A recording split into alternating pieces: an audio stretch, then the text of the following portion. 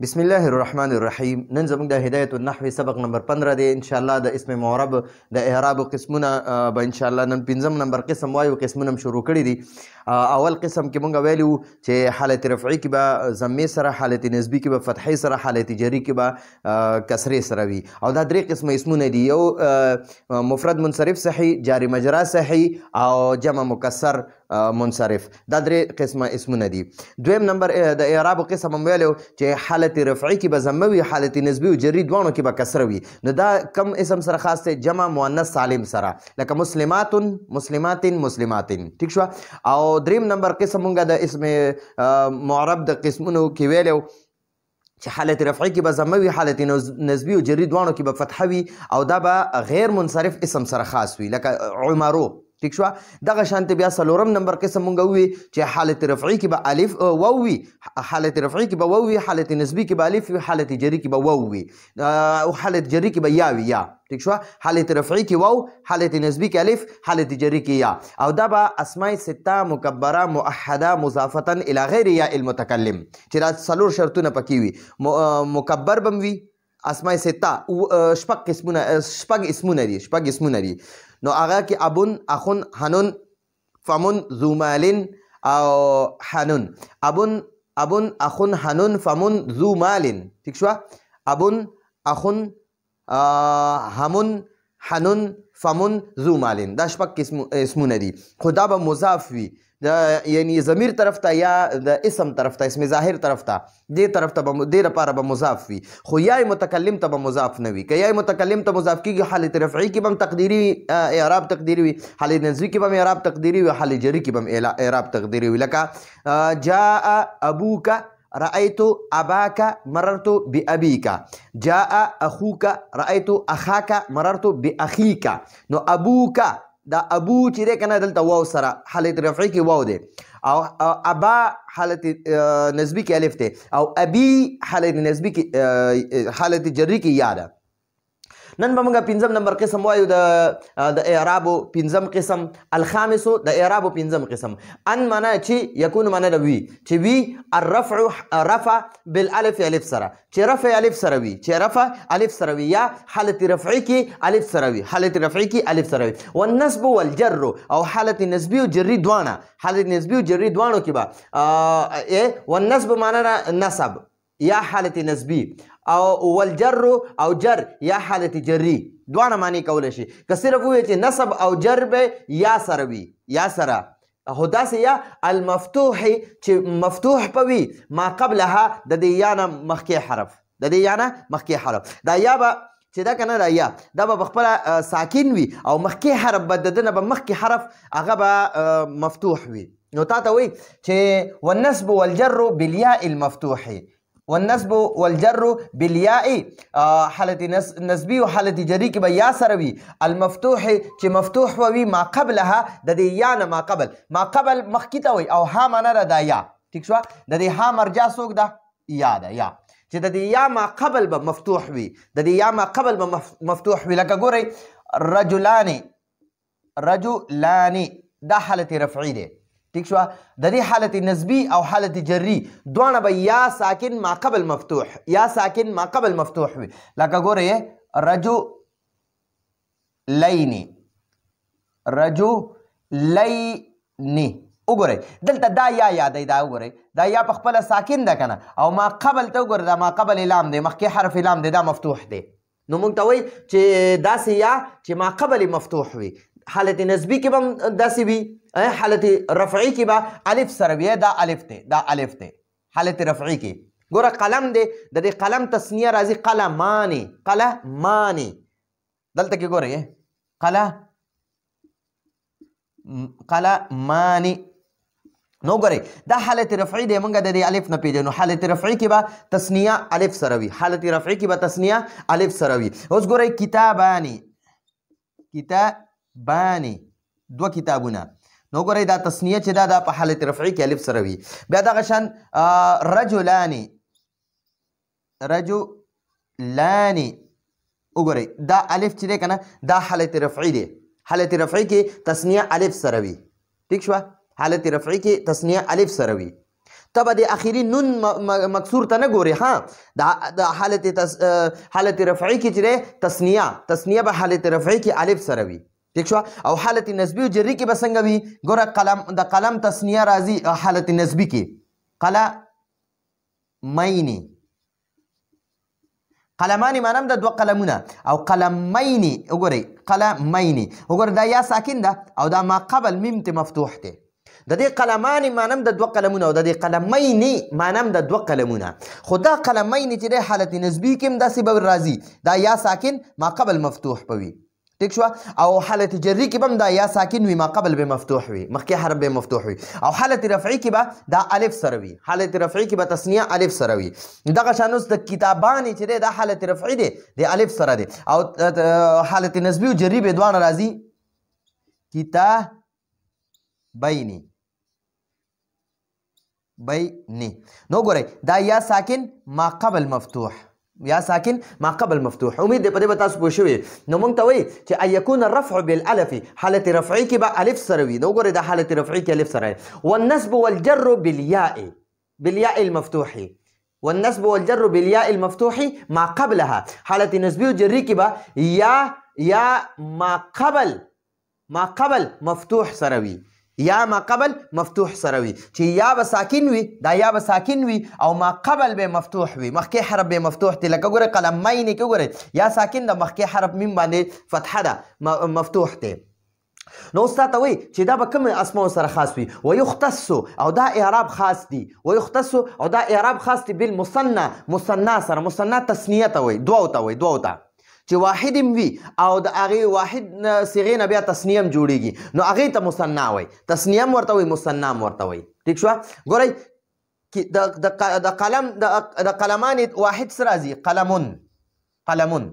قلمون معنا د یو قلم او قلمانې معنا د دوه قلمونه نو ګورئ د دې د کمې صیغې نه د کمې صیغې چې واحد وي که نه چې د واحد سره الف او نون زیرنې زیات کې که نه نو دغې ته تسنیه وایي چې واحد سره الف او نون زرنې زیات کې نو دته تسنیه وایي نو دې ته مثنا هم وایي خپل نوم په عربۍ کې ورته مثنا وایي موږ ورته تسنیه هم وایو ټیک شوه نو قلمون واحد یو قلم ته وایي قلمان دوه قلمونو ته اقلام بیا جمع ده نو دلته کې موږ ته وایي چې مثنا سره دا اعراب خاص دي چې مثنا چې ده تسنیه سره دا ما ورته لاندې لیکي تسنیه سره نو تسنیه هر هغه اسم ته وایي چې د هغه واحد وي هر هغه اسم چې د هغه واحد وي هر داسې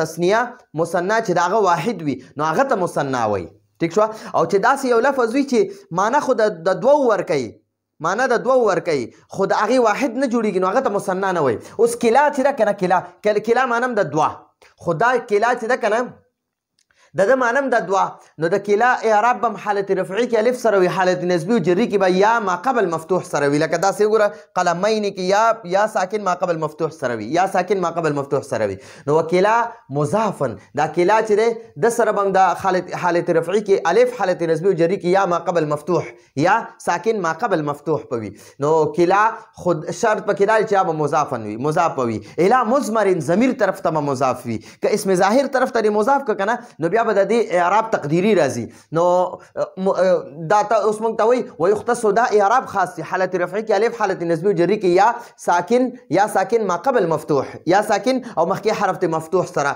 نو د دې اعراب به چا سره خاص وي ويختص دا اعراب خاص دی بالمثنى تسنیه سره وکلا او کلا سره خو شرط پکې دا دی چې دا کلا به مضافا الی مضمر معنا ضمیر طرف ته به مضاف وي کلا چې دی دا به د تسنیه ضمیر طرف ته مضاف وي ټیک شوه نو دې سره د کلا سره به هم خاص وي او اسنان او اسنتان سره به هم خاص وي اسنان معنا د دوه د کلا معنا هم د دوه ګوره د تسنیه معنا هم د دوه د کلا معنا هم د دوه د اسنان معنا هم د دوه او اسنتان معنا هم د دوه ٹھیک شوه خو دا تسنیه چې ده دا په اصل کې تسنیه ده د دې واحد جوړیږي د واحد نه تسنیه جوړیږي نو دغه ته تسنیه حقیقي وایي او یو چې ده تسنیه سوري یعنی شکل صورت کې هغه د تسنیه په شانتي وي نو هغه اسنان او اسنتان دی او یو چې ده هغه تسنیه معنوي چې صرف معنی د تسنیه ده نور د تسنیه په شانتي هم نه دی او د تسنیه دیم نه نو موږ ته وایي چې دا اعراب تثنیې سره هم خاص دي او کلا سره هم خاص دي، خو چې کله دا کلا ضمیر طرف ته مضاف وي. او اسنان او اسنتان سره هم، اسنان د مذکر دپاره راځي، اسنتان د مؤنث دپاره راځي. د دوه مذکرو دپاره اسنان راځي او د دوه مؤنثو دپاره اسنتان راځي، خو دا د تاکید دپاره راځي. ښه د تاکید اوس چې دوی وي چې رجلانې دوه سړي او بیا دې ورته ووایي چې اسنانې، نو د دې دا ورسره تاکید دپاره استعمال کړه چې صرف دوه سړي راله. جاءني رجلان اثنان، ما زما خواله صرف دوه سړي راله. او یا که داسې وي جاءني الرجلان، جاءني الرجلان کلاهما، جاءني الرجلان کلاهما، زما خواله صرف دوه سړي راله. نو دا کلاهما او اثنان دا دواړه د تاکید دپاره استعمالیږي، د دواړو معنی هم د دوه او رجلان معنی هم د دوه. نو زما خواله دوه سړي راله. که ته صرف ووایې چې جاءني رجلان، زما خواله دوه سړي راله، د دې معنی بس د دې مطلب دا زما خواله دوه سړي راله. او که ته اوس ووایې چې یاره رجلان سره کلا یا اثنان ولګې که نه، نو دا صرف د تاکید دپاره استعمالیږي. نو بیا به وایې جاءني الرجلان کلاهما، زما خواله صرف دوه سړي راله. ٹھیک شو، دا تاکید پکې راغی. یا که دې داسې وي جاءني الرجلان اثنان، زما خواله صرف دوه سړي راله، نو دا اسنان یا کلاهما دا د تاکید دپاره استعمالیږي. نو موږ ته وایي چې د اسنان دی که نه اسنانې، د دې به هم حالت رفعي کې الف سره وي اعراب، حالت نسبي و جري کې به یا ساکن ما قبل مفتوح سره وي. او اسنتان حالت رفعي کې به الف سره وي، حالت نسبي و جري کې به یا ساکن ما قبل مفتوح سره وي. اسنان ته وګوره دې شکل کې دا حالت رفعي دی، وګوره دا الف دی الف ته، نو دا حالت رفعي کې الف سره دی. او اسنتان هم ګوره د اخري نون نه مخکې حرف الف دی، نو ګوره دلته کې حالت رفعي کې الف سره دی. او که چېرته دا ته حالت نسبي و جري کې واخلي، نو د الف په ځای به صرف یا ساکن کې، دا الف نه دی دنه به یا ساکن جوړه کې، نو یا ساکن او ما قبل دا نون باندې به فتحه وي څنګه چې په اوس فتحه ده. او اسنتان به هم اسنتین کې د دې الف نه به صرف یا ساکن جوړه کې. نو تقولو ته وایي جاءني الرجلان، جاءني زما خواله راله، الرجلان دوه سړي کلاهما دواړه. که داسې ووایې چې جاءني الرجلان کلاهما، زما خواله صرف دوه سړي راله، د دې معنی دقه راځي. ښه، او که داسې ووایې چې جاءني الرجلان، نو د دې معنی ده زما خواله دوه سړي راله. که داسې ووایې جاءني الرجلان کلاهما، زما خواله صرف دوه سړي راله، صرف دوه سړي، نو دا کلاهما د تاکید دپاره استعمال شو. او اسنان چې دا هم د تاکید دپاره استعمالیږي. نو ته به جاءني الرجلان کلاهما و اثنان، زما خواله صرف دوه سړي راله. ٹھیک شو. رأیتو دا جاء فعل دی، نو الرجلان ورله دغه دی، الرجلان د لپاره فاعل دی. ٹھیک شو، رجلان ورله فاعل دی او فاعل همیشه حالت رفعي کې وي. نو دلته کې وګوره د الف چې دی دا حالت رفعي دی د تثنیې. ٹھیک شو. رأیتو فعل فاعل دی، الرجلین ولا مفعول دی، نو مفعول چې دی حالت نسبي کې وي، او د تثنیې حالت نسبي او جري چې دی یا ساکن ما قبل مفتوح سره وي. ٹھیک شو. نو رأیت الرجلین زما خواله دوه سړي راله، د دې معنی داسې وه. او که ته وایې چې رأیت الرجلین کلیهما، نو ګورئ دلته د رجلان اعراب هم حالت رفعي کې الف سره دی، د کلا اعراب هم حالت رفعي کې الف سره دی، د اسنان اعراب هم حالت رفعي کې الف سره دی. وګوره دا الف دی، دا وګورئ دا الف دی، دا کوم ته چې ما ټیکونه وکړه. او دا رأیت الرجلین، نو ګورئ دلته کې دا یا ساکن ده او ما قبل دا لام باندې وګورئ دا ما قبل مفتوح دی. نو ګورئ دلته کې اعراب یا ساکن ما قبل مفتوح سره دی حالت نسبي کې. ٹھیک شو. او د کلی اعراب هم دقه شانتي دی، یا ساکن ما قبل مفتوح سره. او د اثنین اعراب هم دا وګورئ دا یا ساکن ما قبل مفتوح سره. ٹھیک شو جی. دقه شان دا حالت رفعي کې دغه دی، د حالت رفعي کې الف سره دی، حالت دا رجلان، او دا دغه چې دی کلا چې دی حالت رفعي کې الف سره دی. اسنان حالت رفعي کې دی الف سره دی، دا الف دی، دا کم باندې چې ما ټیکونه وکړه. پر رجلان کې دا الف اعراب دی حالت رفعي کې. ٹھیک شو. او رجلین کلیهما او اثنین دې کې دا یا ساکن ما قبل مفتوح سره دی. ها.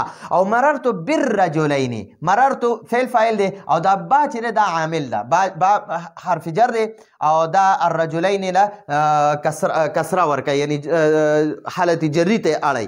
نو تثنیه چې ده که نه، تثنیه د حالت نسبي او جري یو شانتي وي. حالت نسبي او جري کې یا ساکن ما قبل مفتوح وي حالت نسبي کې، او حالت جري کې دا یا ساکن ده او ما قبل مفتوح ده. رجلین او کلیهما کلیهما دا یا ساکن د ما قبل مفتوح ته او اثنین کې یا ساکن ما قبل مفتوح ته ٹھیک شو نو ګورئ ومررتو او زه تیر شوم بالرجلین په دوو سړو کلیهما په دواړو او اثنین په دوو ٹھیک شو نو مطلب د دې دا دی چې مررتو بالرجلین کلیهما و اثنین زه صرف په دوو سړو باندې تیر شوم د دې دغه مطلب دی ښه دا کلیهما و اثنین چې ورسره ولګي او که صرف ووایې مررتو بالرجلین نو د دې معنی به شي زه په دوو سړو تیر شوم زه د دوو سړو په خوا کې تیر شوم او که ته ورسره کلیهما و اثنین ولګې نو دا د تاکید دپاره استعمالیږي ټیک شوه نو دا زمونږ معنی وي ګوره ان یکون الرفع الخامس پنځم قسم ان یکون الرفع چې حالت رفعي کې به وي بالالف الف سره والنصب والجر او حالت نصبي او جري کې به وي بالياء المفتوح یا ساکن ما قبل مفتوح سره ما قبلها چې ما قبل به مفتوح وي یا به ساکن وي ما قبل به مفتوح وي ٹھیک شو ويختص دا اعراب خاص دي بالمثنى تصنيع سره وکلا او کلا سره خود داسې کلا چې مضافا الى مضمر چې ضمیر طرف ته مضاف وي مضمر معنی د ضمیر و اثنان او دا اعراب اثنان سره خاص دي و اثنتان او دا اعراب اثنتان سره خاص دي تقول توای جاءني زما خواله راله الرجلان دو سړي کلاهما دواړه یعنی زما خواله صرف دو سړي راله و اثنان او دوا ٹھیک شو ورأيتو او ما ولید الرجلين دو سړي کلیهما دواړه و اثنين او دوا یعنی مطلب دا چې ما صرف دو سړي زما خواله صرف دو سړي راله و مررتو زه تیر شم بالرجلين په دوو سړو کلیهما په دواړو او اثنين او په دوو ٹھیک شو نو مطلب دا دی چې زه صرف په دوو سړو باندې تیر شوم نو ګورئ چې دا اعراب چې دی حالت رفعي کې نه دی حالت رفعي کې به الف سره وي حالت نسبي کې به یا ما قبل مفتوح سره وي یا ساکن به وي ښه دا یا به ساکن وي مخکې حرف به مفتوح وي او حالت جري کې به یا ساکن وي ما قبل به مفتوح وي نو ګورئ حالت نسبي او جري دواړه یو دي یو شکل کې دي ٹھیک شو او حالت رفعي کې به الف سره وي نو دا چا سره خاص دي مثنى یعنی تثنیه سره ٹھیک شو او ملحقات مثنى د مثنى ملګرو سره یا د مثنى خويندو سره نو د تثنیه خويندې څوک دي کلا دي او اثنان او اثنتان دي کلا د مذکر دپاره راځي او کلتا د مؤنث دپاره راځي کلا د مذکر دپاره او کلتا د مؤنث دپاره او دغه شان اثنان د مذکر دپاره راځي او اثنتان د دوو مؤنثو دپاره راځي ښه اوس مونږ دلته لیکلي د تثنیه قسمونه نو د تثنیه درې قسمونه دي د تثنیه څو قسمونه دي درې قسمونه دي ګورئ ورته اول نمبر چې دی که نه حقیقي ده یعنی بالکل ایک نمبر داره حقیقی ده دو نمبر سوری ده او 3 نمبر معنوی ده نو ګورئ حقیقي څه ته وایي حقیقي مثنى څه ته وایي حقیقي تثنیه څه ته وایي تثنیه حقیقي څه ته وایي لکه اوس وګورئ رجل یو سړي ته وایي نو د دې رجل تثنیه جوړیږي که نه ټیک شوه نو رجلان شو اوس دغه شان کتاب یو کتاب ته وایي کتابانې د دې کتاب نه تثنیه جوړه شوه که نه نو دا دوه کتابونو ته وایي او قلم یو ته وایي قلمانې د دې قلم نه تثنیه جوړه شوه نو چې کله د یو اسم د تثنیه اسم واحد وي که نه نو دغې ته تثنیه حقیقي وایي نو ګورئ دا رجلانې کتابانې قلمانې دې ته تثنیه حقیقي وایي تثنیه حقیقي یا مثنى حقیقي ورته وایي مثنى م ورته وایي په عربۍ کې او موږ ورته عام طلبا چې دي علما دوی ورته تثنیه وایي د اسانتیا دپاره خو تثنیه څه ته وایي او مثنى څه ته وایي که نه نو دې کې لږ غونته کې معمولي فرق شته انشاءالله مخکې به بیا زه په دې باندې تاسو پوهیږم مخکې ما څه ځای کې د دې باندې بحث کړی یم دی غالبا په طریقة العصریه کې نو وګورئ دا رجلانی کتابانی قلمانی دغه شان امرأتانی مسلمتانی او مسلمانی مؤمنانی صادقانی دقه چې دي که نه نو دغې ته مثنى حقیقي وایي تثنیه حقیقي وایي اوس تثنیه سوري څه ته وایي چې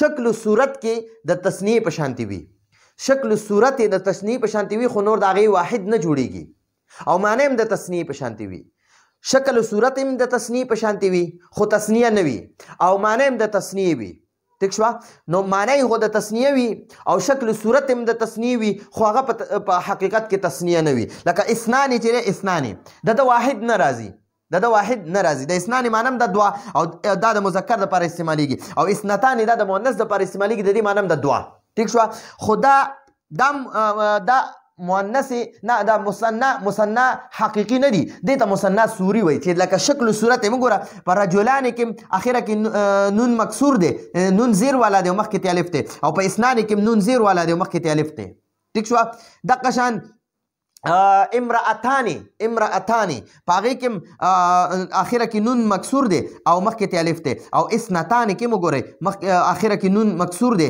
او مخکې ته الف دی نو وګورئ په شکل و صورت کې خو د تصنیع په شانتې دي خو په حقیقت کې دا تصنیع نه ده ګورئ تصنیع هر هغه لفظ ته وایي چې د هغه واحد جوړیږي واحد وي اوس د رجلانې واحد شته رجلانې دوه سړو ته وایي او یو سړي ته څه وایي رجل وایي اوس دا اسنانی نه دی اسنانی د اسنون نه راځي اسنون چې ته واخلې دا غلط شو نو اسنون نه راځي بس د دې ډایرکټ همدغه اسنانی دی اسنانی او اسنتانی چې دی د واحد چې دی اسنتون نه راځي اسنتون واحد نه راځي بس همدغه اسنتانی وي نو د اسنانی معنی هم د دوه د اسنتانی معنی هم د دوه او د رجلانی معنی د دوه سړي نو دا رجلانی کتابان قلمان مسلمان صادقان مؤمنان دغه چې دي کنه حافظان عالمان ټیک شو نو دا مؤنث دا تصنیه حقیقي دي تصنیه حقیقي او دا اسنان او اسنتان صرف دا دوه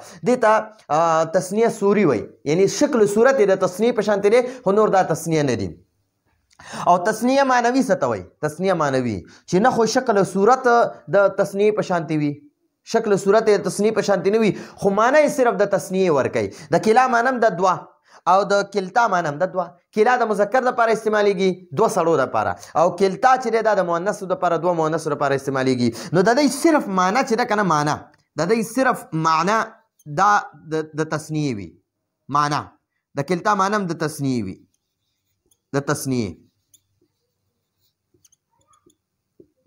د تصنیه معنی وي د کلتا معنی هم د تصنیه وي او د کلا معنی هم د تصنیه دي صرف معنی د تصنیه ده نو ورګورئ شکل صورت کې هم د تصنیه په شانتې نه دی ټیک شوه شکل صورت یې تصنیه په شانتې نه دی او د دې واحد هم نه وي ټیک شوه صرف د تصنیه یا مثنى حقیقي چې ده که نه د واحد هم وي او تصنیه هم وي او جمع هم جوړیږي او دا چې کومه مثنى سوري ده که نه مثنى سوري د واحد نه وي او جمع هم نه وي د اسنانې چې دی که نه نه واحد شته او نه جمع شته د اسنتانې نه واحد شته او نه جمع شته او دا رجلانې وګوره د واحد هم شته جمع هم شته رجل یو سړي ته وایي رجلانې دوو ته وایي او رجال ډېرو ته وایي ټیک شو کتاب یو ته وایي کتابانې دوو ته وایي کتب ډېرو ته وایي قلم یو ته وایي قلمانې دوو ته وایي اقلام ډېرو ته وایي نو وګورئ اسنانې ته وګورئ اسنانې د ده نه واحد شته او نه جمع شته نو دغه دې ته تصنیه سوري وایي تصنیه سوري یعنی صورت شکل او صورت شکل و صورت چې دی که نه دا د تصنیه په شانتې دی ټیک شو او تصنیه معنوي څه ته وایي چې صرف معنی د تصنیه ده د تصنیه په شانتې معنی ورکوي د تصنیه معنی هم د دوه او د کلا معنی هم د دوه او د کلتا معنی هم د دوه نه شکل د دغه په شانتې میلاویږي د مثنى حقیقي په شان د تصنیه حقیقي په شان او نه د واحد جوړیږي او نه جمع جوړیږي د کلا او د کلتا نه واحد جوړیږي او نه جمع وي دغه شان د اسنان او اسنتان نه واحد جوړیږي او نه جمع وي او دغه شان وګورئ د رجلان کتابان قلمان د دې واحد هم وي او جمع هم جوړیږي نو چې د چا واحد هم وي او جمع هم جوړیږي او تصنیه هم جوړیږي دوی هم جوړیږي نو هغه ته مثنى حقیقي وایي چې د چا صرف شکل د تصنیه په شانتې وي او واحد او جمع هم نه جوړیږي نو دته مثنى سوري وایي شکل صورت صرف د مثنى په شانتې تصنیه په شان او چې د چا نه شکل صورت د تصنیه په شانتې دی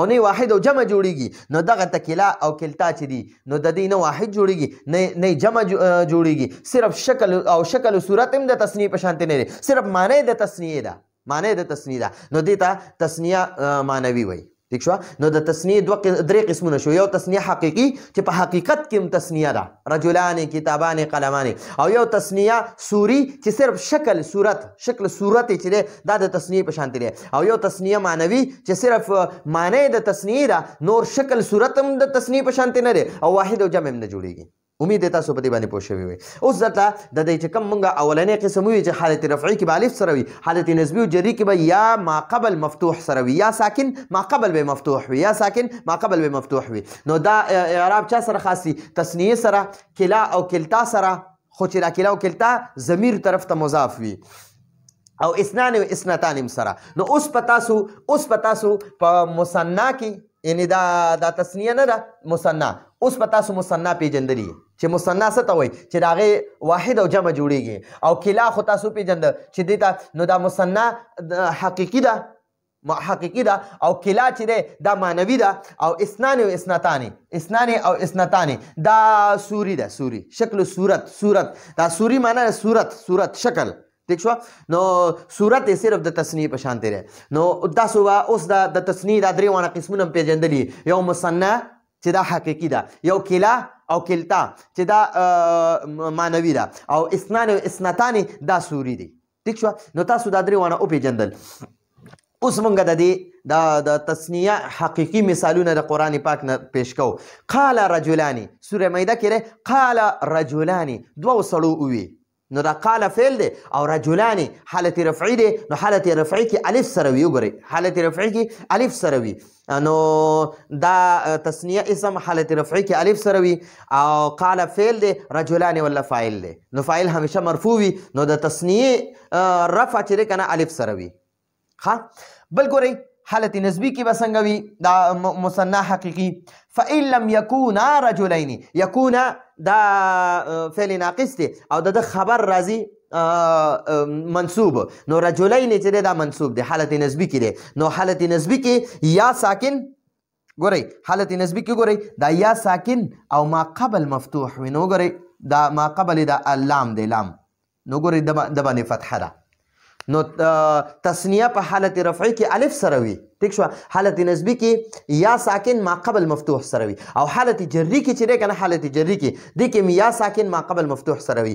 کانتا تحت مضاف ته عبدین مضاف الیه دی. نو مضاف الیه همیشه مجرور وي. نو دا تثنیه چې د مضاف الیه د حالت جری یا ساکن ما قبل مفتوح سره وي. نو ګوره دا یا ساکن ده او دا عبد کې دا دال دا مفتوح دی، دا دال د یا ساکن نه مخکې دی. نو یا ساکن ما قبل مفتوح. ٹھیک شو؟ نو قال رجلان دا تثنیه حقیقي ده او په حالت رفعی کې الف سره وي.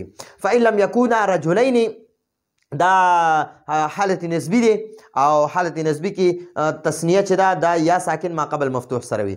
کانتا تحت عبدین، تحت مضاف شو، عبدین تثنیه دی دا ولا مضاف الیه شو. نو تثنیه اعراب په حالت جری کې یا ساکن ما قبل مفتوح وي. ٹھیک شو؟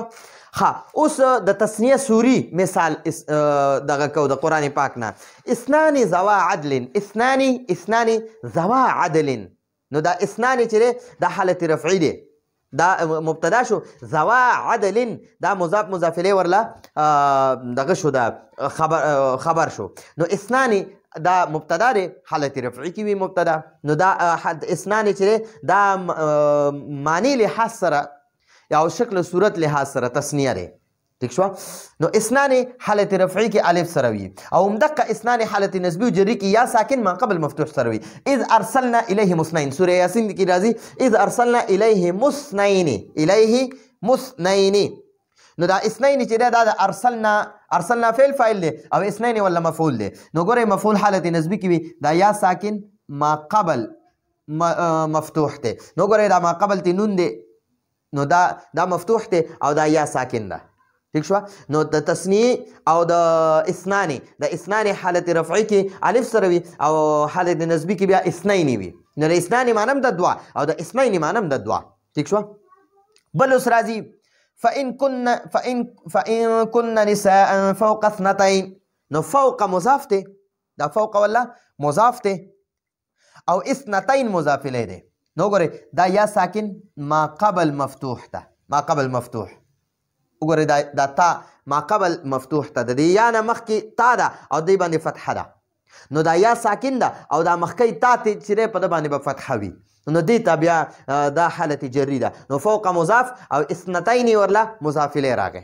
ٹھیک شو. نو مضافره کې چې د تسنیه مضافره چې راشي او یا د اثنان او اثنتان نو دلته د اثنتین تسنیه ده. اثنتین حالت جری کې یا ساکن ما قبل مفتوح وي او حالت نسبی کې یا ساکن ما قبل مفتوح وي او حالت رفعی کې الف سره وي. حالت رفعی کې الف سره وي.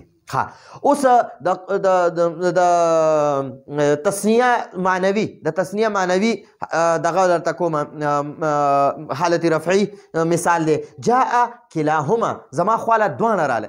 جاء راله جاء معنا ده راله. کلاهما دواړه هغه دواړه راله. نو کلا وګورئ کلا دا حالت رفعی کې الف سره دی.